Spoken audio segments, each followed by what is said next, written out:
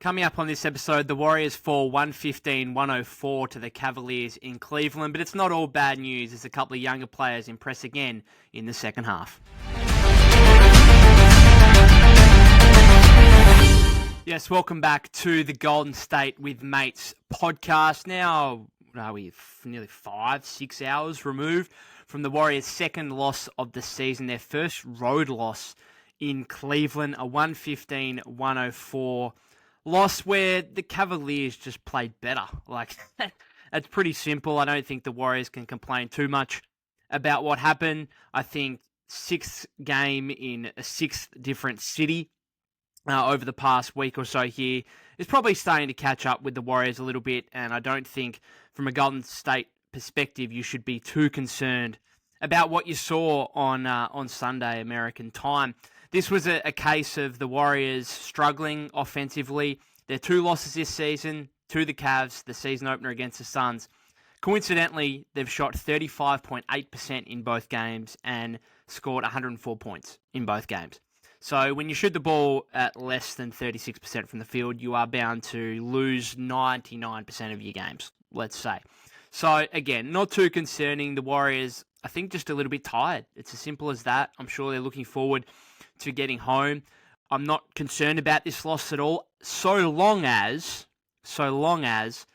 they win in Detroit tomorrow. You might be listening to it might be later today by the time you're tuning in.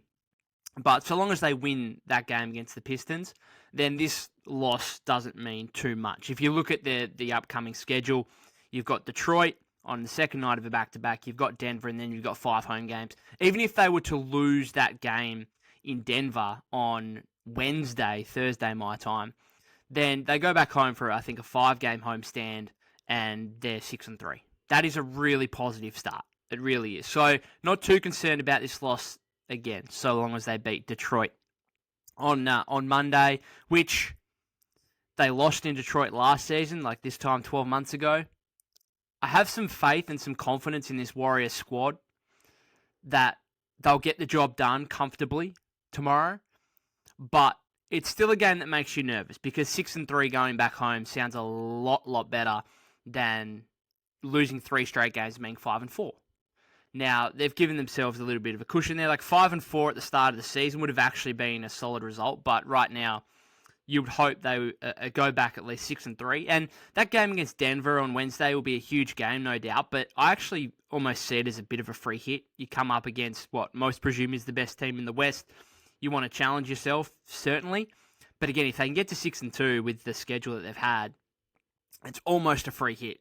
It's almost a case of, if we lose this one, it's kind of expected, and it's not the worst result in the world. So, super interested for that one, but of course, the Detroit game coming up. And a review of this game, obviously, where, as I said, you shoot less than 36% from the field, then you're not going to win many games, that's for sure. They actually shot nearly 40% from three-point range, so the Warriors shooting from deep was actually pretty good, but again, just some tired legs, I thought, and when you've got Evan Mobley and Jarrett Allen, probably the best defensive front court in the league, guarding the interior, that's just what they do, right? And full credit to the Cavs, I thought, who were just better. They were better offensively, they were better defensively, they were just better all around. Donovan Mitchell had a big game for them offensively. The Warriors, a lot of their kind of pull-up mid-range shots were left short on the rim, and I think that's just a bit of a sign that, hey, bit weary here after, 6 games in 6 different cities over the past week, 10 days or so, whatever it is. So I actually, before doing this, I've just been playing tennis with a mate of mine, and we had a bit of a debrief over the game. One of the big things that came up from it was, okay, Steph played really well. He had 28 points, but why did he only take 16 shots? And that was kind of a big factor for both of us. And we both looked at this game where the Warriors had nothing going offensively. Chris Paul was really struggling. Klay Thompson had a pretty efficient first half, but struggled in the second half. Andrew Wiggins had nothing going. The Warriors, the second quarter was absolutely abysmal. That's as bad an offensive quarter as you're going to see. The Warriors shot 5 of 27 from the floor in the second quarter for 15 total points.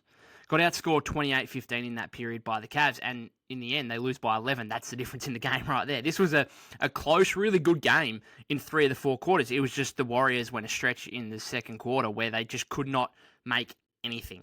And again, full credit to the Cavs defense for the way they were able to bottle the Warriors up, contest on basically every shot. Nothing easy. Nothing easy at the rim, obviously, with Allen and Mobley around. And dare I say it, as much as I hate to say it, I thought Tristan Thompson's minutes were actually pretty good for Cleveland as well. So they've got a front court, a center depth there that is the envy of most in the league. Now, the question marks will come playoff time, like we saw last season, with the validity of them offensively in terms of Jarrett Allen and Evan Mobley. But defensively, they are a force, and that's what we saw. That's just what they do. And I don't think the Warriors should be too concerned moving forward. Back on the Steph question, though, as I go off on a tangent. Why does he only take 16 shots? Well, this is the thing that the Warriors are going to have to work out moving forward, because it's easy to say, well, Steph was the one that did have it going. He was 7-11 from deep. I thought Strus did a pretty good job on him, but Steph just, as he does, makes some ridiculous shots. So why does he only take 16 shots when in a game where no one else has got it going? The Warriors probably needed, like the game in Sacramento on, was it last Friday or whatever it was, where Steph goes for 40-odd, and they really needed a Curry 40-piece to have a chance in this game. He only goes for 28, and they lose by 11. Like, that was kind of, again, not the difference, because it's not Steph's fault, but that's what they needed to have a chance in this game. It's something the Warriors are going to have to work through, because this is what defenses are going to do throughout the entirety of the season and into the playoffs, is that Steph, over the first 6-7 games here, has clearly shown, evidently shown, that he is still that dude, right? He's capable he's got 2 40-point games. He's capable of doing that. He's capable of being an offense to himself and winning games to the Warriors by himself, almost. So teams are going to prioritize getting the ball out of his hands and asking other players to create offense, to make shots. They are going to live with Draymond Green on the roll, or Draymond Green corner threes, or Gary Payton on the roll, or Kevon Looney on the roll, or Gary Payton the second corner threes, or Jonathan Kuminga jump shots, or even Andrew Wiggins jump shots. We saw the Kings were happy basically to give Klay Thompson a pull-up jumper for the win in that one the other night. So, like, this is what defenses are going to do. They're going to want to get the ball out of Steph Curry's hands. And as a result, you're going to have nights like this where Draymond Green actually has 18 and 8 assists. Like, one of the best offensive games you've seen from Draymond in quite a while. He's that 3 straight games now. He's made multiple 3-pointers.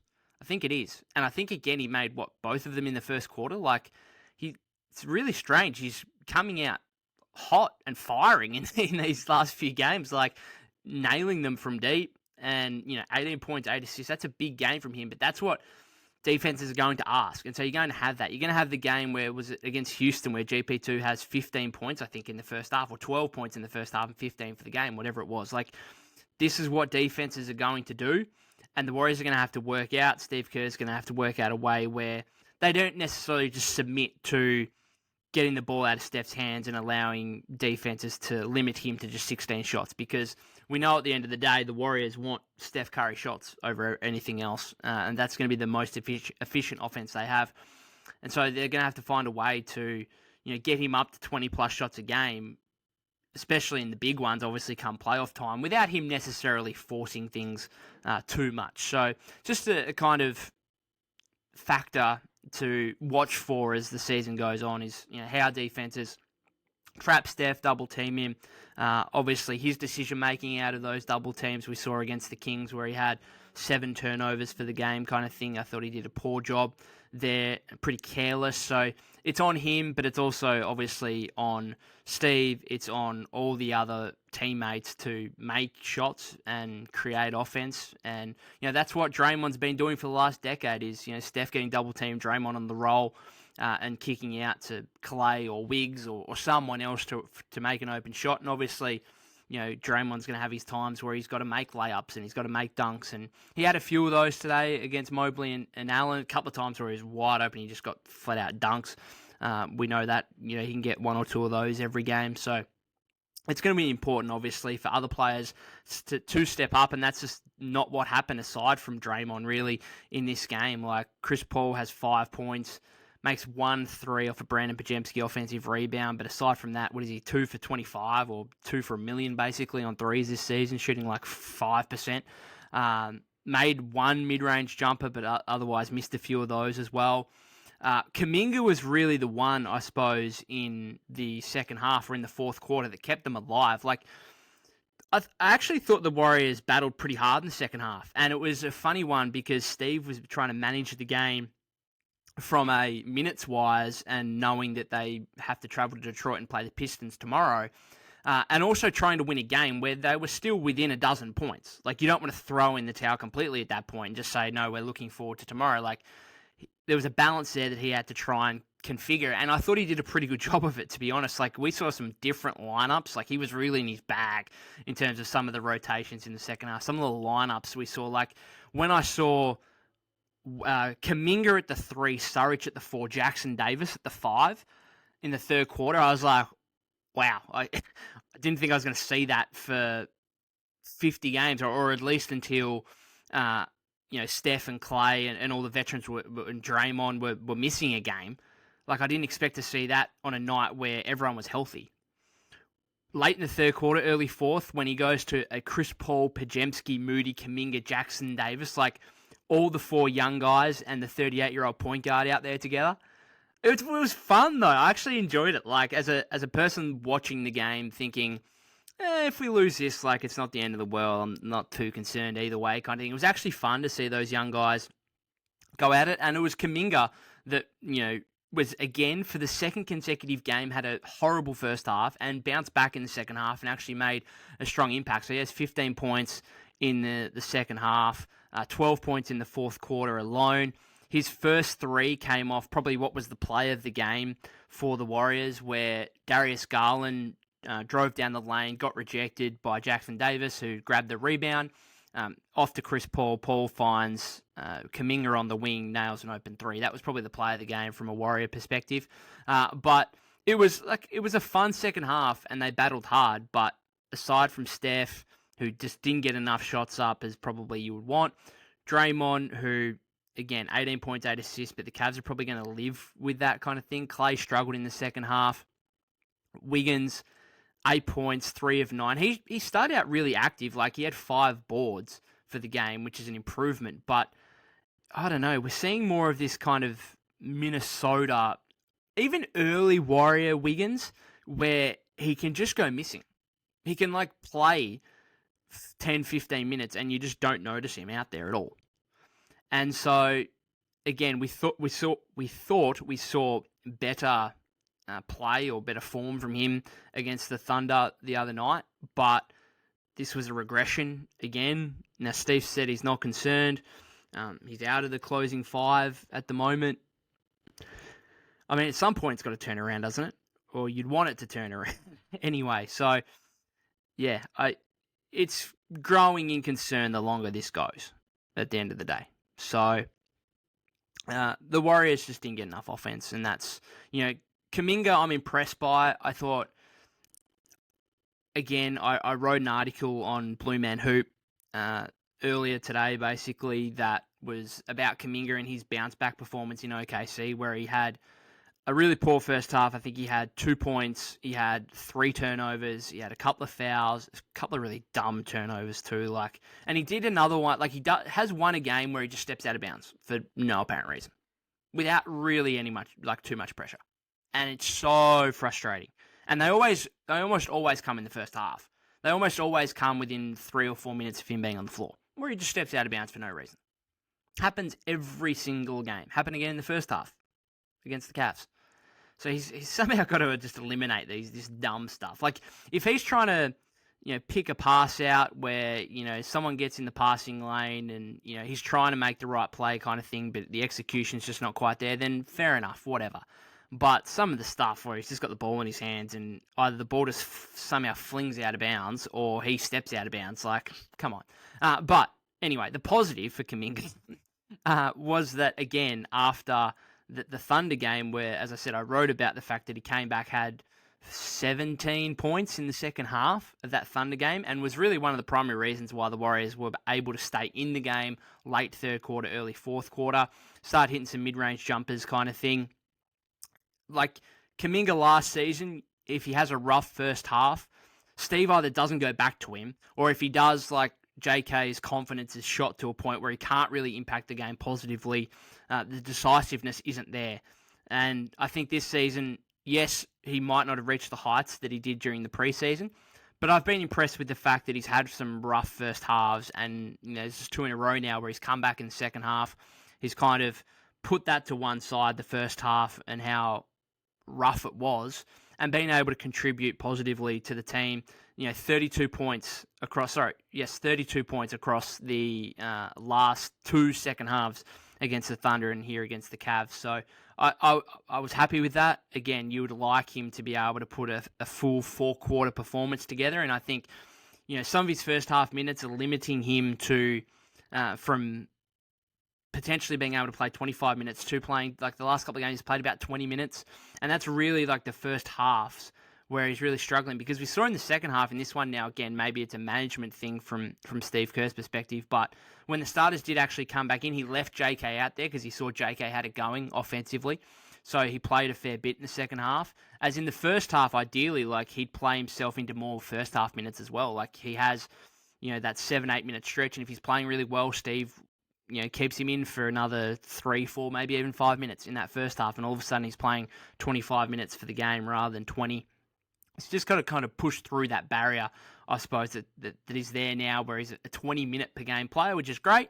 Like, a lot of people are still questioning whether he's going to be a full-time rotation player going into this season after what we saw in the postseason, where he was out of the rotation. So he's a solidified 20-minute per game player now. It's just about bringing that consistency to the table and pushing through the barrier and trying to get up to 25-plus minutes a game. But he might also have some issues, because another one who impressed was Trayce Jackson-Davis, right? I'm putting the agenda on the table again. Dario Saric plays just over 13 minutes today, so I don't know if it was rest or it just wasn't a good matchup for him against Mobley and Allen, probably a combination of the two. But Trayce Jackson-Davis plays just under 12 minutes in the second half, and it was the right decision, regardless of whether or not you wanted to manage players for tomorrow in Detroit. TJG had a really big impact. He was a team high +8 in this game, and again, plus minus doesn't mean everything, but if you just watch the game, watch that second half, he had a positive influence for the Warriors. So he finishes with 5 points, 4 rebounds, and a block. Don't think that was necessarily like truly reflective of what he actually did. Like, he was 1 for 5 from the free throw line, and he missed an absolute kind of bunny of a layup in the third quarter, where I think that was going to cut the lead to maybe the Cavs lead to maybe 4 or 5 at that point, and he just kind of tried to bank it in, and just too hard went off iron, and that was disappointing. And so he makes a couple more of his free throws. He makes that layup. He had one where Kuminga found him in transition. It was actually, he caught the pass really well. It was actually, he did well to catch it. And then he put it up, and again, he got fouled, and I think he might have missed the 2 free throws, and he only just missed the layup. Like, again, he could have made the layup there, could have had a 3-point play, instead it's like 2 missed free throws. So he should have probably really had a double-digit scoring game. And this is the thing, for a guy that is 6'8", who's not overly huge, who can't shoot, his kind of offensive scoring is pretty good. Like, I'm surprised that kind of not the potential, because I'm not sure he's ever going to be like a 20-point per game scorer or anything like that, but he just gets in the right spots. He does. And I think that's the fantastic thing, is he finds the right area to be on offense for a guy who is only going to be finishing around the rim. Like, he's not extending out to mid-range jumpers yet. Maybe that comes in time, but I don't think that's necessarily anything the Warriors are pushing for. But this has got like 13 points in just under 20 minutes against the Pelicans last week or the other night. That was, again, a game where he missed a few layups where he could have easily had closer to 20. Like, he's got some scoring about him, just simply because he gets in the right spots and he catches the ball well. And now it's just the final piece of the puzzle is finishing some of these layups, where, again, his finishing isn't the greatest right now. But again, I think that'll come. And the fact that he's getting these looks in the first place, I think, is a huge positive. And his defense, I mean, his timing on his shot contests is just ridiculous. Like he's average. I know he's had 5 blocks for the season, but those 5 blocks have come in less than 36 minutes. Like he's averaging 5 blocks per 36, which again, per 36 stats, you can take them with a grain of salt, whatever you want.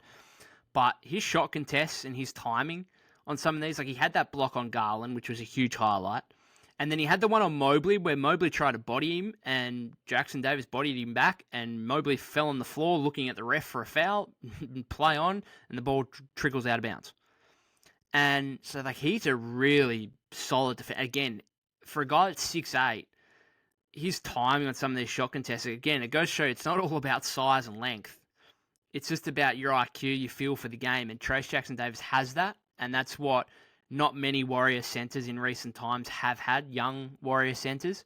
So he's been really impressive to the point where, you know, Steve said in the postgame about, we wanted to get TJD and Brandon into the game for energy purposes because we didn't quite have that. We wanted the energy. I think labeling both of those guys, to be frank, both of them as spot minute energy providers is not necessarily reflective of how good they can actually be right now.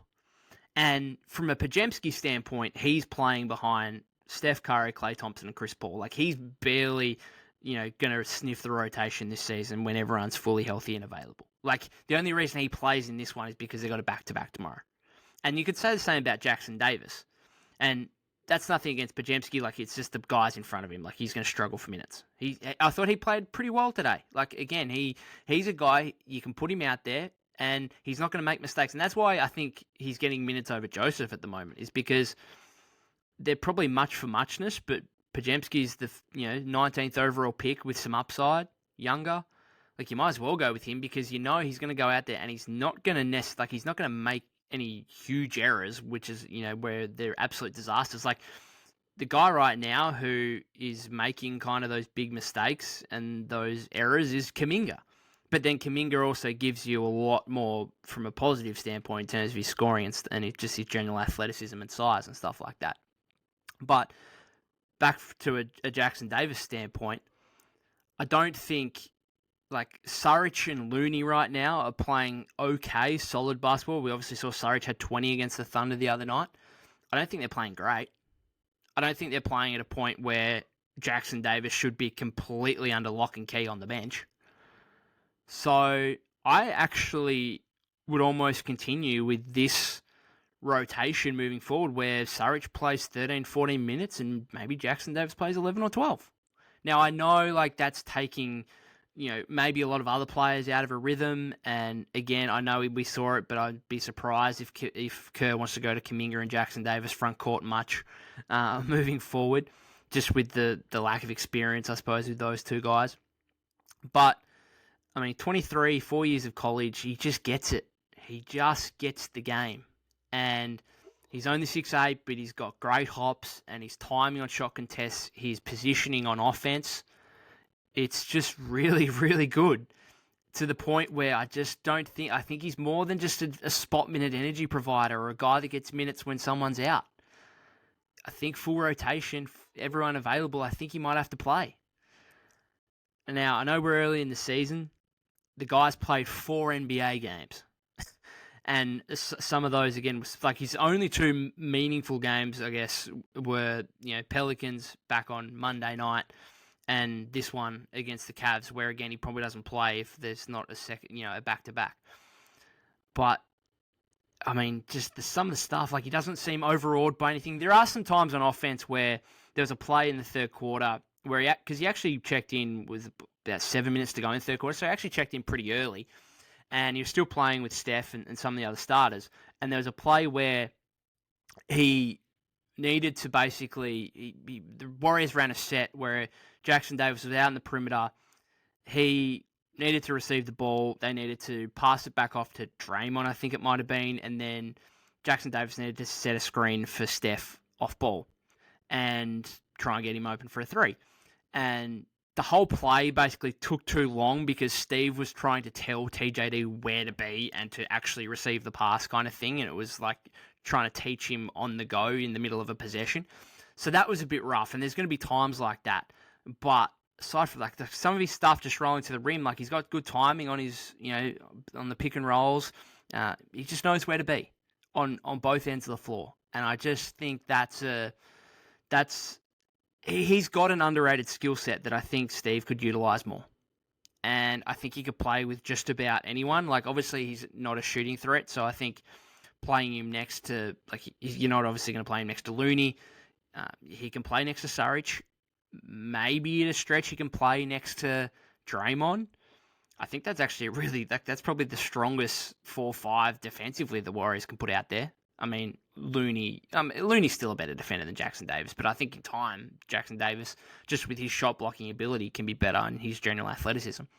Kuminga, Jackson Davis, we're probably not going to see much of, but we saw it a bit against the Cavs. He just needs to play. I'm pushing that agenda. And Steve, as a rule, this is going to be my last point, the small ball lineup. So we've seen 2 consecutive games now, so against the Kings and then against the Thunder, we saw a closing lineup really ultra small. Steph, CP, GP2, Clay, Draymond, however you want to position that. Very, very small. And they closed again in the first half of this one against the Cavs. So that's 2 games where they've closed in the fourth quarter, and now a game here where they've closed the first half. That unit has to score. And score at a really high level, because they are just going to give up stuff defensively, and they're going to give up offensive boards and putbacks and second chance points, whatever. Like, they just are. So that unit needs to be scoring. And yes, it was primarily the kind of bench unit that struggled at the start of the second quarter, but they struggled, like that unit I just spoke about struggled towards the end of the first half as well. And that was, the reason I suppose the Cavs were able to build a 12-point lead at halftime, 57-45. Which, again, the second quarter proves the difference in the game. I know a lot of Warrior fans will be frustrated about the use of that lineup, of that 5-man unit. Again, they're just going to have to score the ball. They really are. And in order to do that, like, Draymond's going to have to make good decisions on the roll, or GP2 is going to have to hit his corner threes. Like, things are going to have to happen there. CP is going to have to start shooting the ball well, because, again, right now, like, he's a non-shooting threat almost, Chris Paul, from deep. He's just not. Like, if you're Detroit and you're scheming for the game tomorrow, like, I'm not sure you're closing out much on Chris Paul's 3-point jumpers. So he's going to have to rediscover that, and we'll see what it looks like moving forward. But that 5-man unit, I don't particularly like it. I wrote about it after the win over the Kings. I was like, that's not a recipe for success moving forward. It just isn't. I get why they do it. Like, they want GP2's perimeter defense against some of these guards. We saw him guarded Malik Monk. We saw him guard. He basically caused that steal, that crucial steal against the Thunder on Friday against Jalen Williams, where he basically pressured him into a turnover. And then not only that, he lost the ball to Clay, and then he crashed into Clay, and that was his 6th foul, and he's out of the game. And then Clay gets 2 free throws to give the Warriors a lead with like 30 seconds left. Like, that was big. So we know why he does it. We know, like, he's in there to guard Mitchell and or Garland in this one late in the first half. So it's understandable. I think I, like a lot of fans, think that you're just giving up too much defensively and size-wise to be able to run with that. So, yeah, it's going to be interesting to see the kind of closing lineups moving forward, because, GP2 is arguably the 10th man in the rotation, and, he's eligible and, an option to close lineups, which is just crazy. Like, Wiggins at the moment is on the outer. Kuminga, after closing that first game against the Suns, Draymond back, he's on the outer. I think you might see Saric even close some games at times. Loon's still there, obviously. So Moody is kind of a glue guy, 3-and-D, who, if you kind of want a bit of both, a bit of offense and defense, and you don't necessarily want to lean into one or the other, then he could be a closer for you as that 5th man. Like, the Warriors have options, they have depth, and that's one of the best things about this roster right now, and probably the biggest thing so far this season. And it's why I think they should beat the Pistons tomorrow, even if, now it sounds like no one will rest, sounds like everyone's going to play, which is great, but hopefully we get to a point where the game's over by the end of the third quarter, and we can bring the bench in and have them kind of close out the game, because for the most part, they've been really good so far this season. But we'll close it up there. Thank you for everyone that's made their way through to this part of the episode and listen to everything. I'd greatly appreciate it. If you haven't subscribed to the YouTube channel, please do that. You can follow us on Spotify, Apple Podcasts. You can follow me or tweet me at POK252. That's POK252 on Twitter. Other than that, won't be a post-game live tomorrow, I don't think. Planning on doing another podcast on Wednesday my time, Tuesday US time. Will probably be actually published or released Wednesday morning US time, so look out for that. I think I might have a guest on for that, but still trying to work out the details. You know, it's obviously difficult with the time difference here. As for those of you in America, it's middle of the night right now, and for me, it's early morning, I suppose, and for me, it's just gone 7 p.m. So other than that, guys, hopefully the Warriors can get a win in Detroit tomorrow. We're seeing James Wiseman for the first time. I'm not sure if he'll actually play because he's been a DNP coach's decision for 6 out of 7 games, and his one game he did play against Portland, I think, last week wasn't overly impressive, that's for sure. I think he had 4 fouls in 6 minutes, so be good to see Wise. Hopefully he plays. Just to see him come up against the Warriors would be interesting, but not counting on it, that's for sure. Other than that, guys, again, thanks for tuning in. We'll see you on the next episode.